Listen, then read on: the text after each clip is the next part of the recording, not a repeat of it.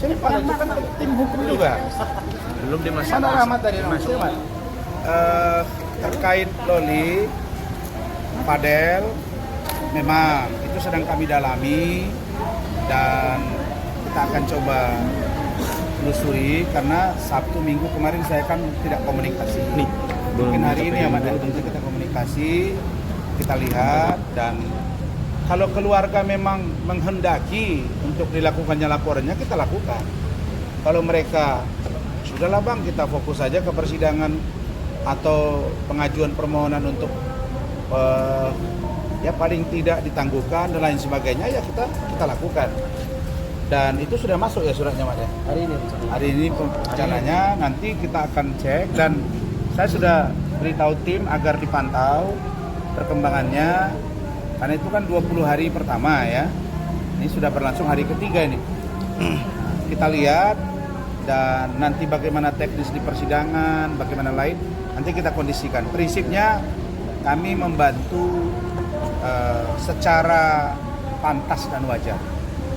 Ya, tidak juga kita bilang all out karena kita sudah menemukan beberapa fakta bahwa ada yang membuat misalnya dia menjadi tersangka, tapi ini kami dalami kenapa terjadi perubahan sikap yang drastis, yang spontan oleh saudari Loli yang pada akhirnya ya yang tadinya 6 bulan 7 bulan tiba-tiba serta-merta langsung jadi tersangka dan ditahan. Kemudian saya begini, saya jujur ya, kami juga dengan Rahmat dengan Pak Leci ini ya, kalau dibilang kecewa lah Mat ya. Kenapa kok tidak bicara dari awal? Ya, tapi kami nggak bisa juga paksa apakah benar atau tidak nanti kan di persidangan. Tapi yang saya sedih begini, kan Loli itu selama ini ngomong ke saya dengan Bu Ade itu dia menderita. Sampai nggak mau manggil Mami, tidak mau manggil Ami. Sampai Kaisar bilang begitu.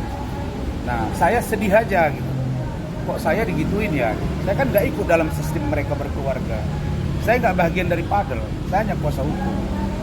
Nah, kalau memang itu ada, bukankah istri saya sudah nanya sama kamu? Kalau dia waktu itu ngomong ke saya di dalam mobil, direkam kan, Mi? Saya pasti mundur diri, pasti mundur. Saya pasti tahu sama Rahmat, oke kita mundur kalau udah nggak benar. Tapi itu tidak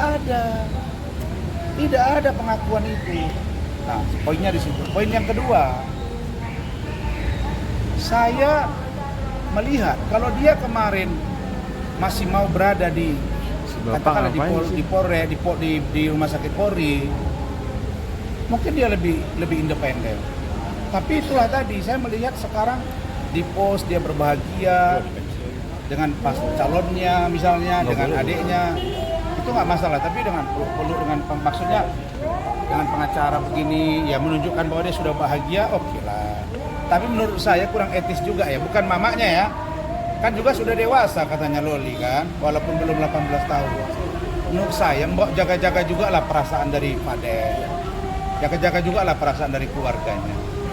Karena kamu selama 2 tahun di UK itu kan menderita juga Ananda Loli. Dan gara-gara kamu Ananda Loli, aku dipukul loh. Aku dipukul, lapor polisi. Gara-gara nanganin kamu, aku dilaporin juga sama tim hukum. Maksud saya mbok dijaga-jaga. Jangan secepat itu kita melupakan kebaikan orang. Nanti kamu akan juga menyesal ketika kamu mengalami hal yang sama. Itu aja pesan saya. Masalah dia buka hijab, nggak buka hijab itu bukan urusan saya. Banyak orang nanya gimana, saya hanya mengatakan kalau dia berhijab baik menurut keyakinan saya sebagai seorang muslim. Tapi kalau dia tidak berhijab juga nggak kewenangan saya. Yang saya sesalkan, kenapa dua ada keterangan yang berbeda. Begitu kekehnya nggak mau, saya nggak mau manggil Ami nggak ada, yang ada Nikmir. Sempat lari lagi kan? Lari Bang Rasman kan? Justru kalau dia jujur, lewat tangan saya lah dia dapat yang tempat yang baik di rumah sakit Polri. Lewat itu juga lah dia bisa diambil, sehingga dia mendapatkan ketenangan. Maksud saya begitu. Tapi itu pun mungkin begitulah orang bilang, oh namanya maknya begini, anaknya ya beda-beda keterangan, ya udahlah.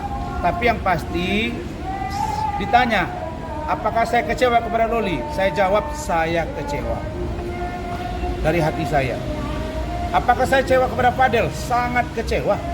Karena Fadel tidak terbuka. Tidak terbuka. Keduanya sama-sama dan sampai sekarang Fadel mengatakan tidak. Sehingga sulit bagi kami. Jadi saya dari sisi mana mau meninggalkan dia? Kalau dia bilang ada om, kami langsung pergi. Berarti kau berbohong. Ini tidak, makanya kami sedang telusuri sampai kami mendapat keyakinan bahwa ini memang kebohongan Fadel yang nyata. Nah itu saja. Tapi kalau misalnya Fadel mengaku misalnya Bang melakukan, berarti Abang nanti kuasa hukum akan mundur. Kalau Dari Fadel awal- mengaku, dari awal om saya benar melakukannya, saya mohon maaf berbohong, kami pasti mundur. Mundur. Nah, silakan aja dia mengaku dia jelas, om saya salah, saya minta maaf sama om, aku berbohong udah. Tapi kalau keterangan lo di sebelah pihak kan, kami nanti dianggap juga tidak manusiawi. Bang, berarti kemarin pada saat pertemuan yang saat dia udah jadi TSK, dia belum juga mengakui bahwa dia melakukan. Belum, ini Rahmat yang dampingi. Jelasin Mak, jelasin Mak. Ya, belum.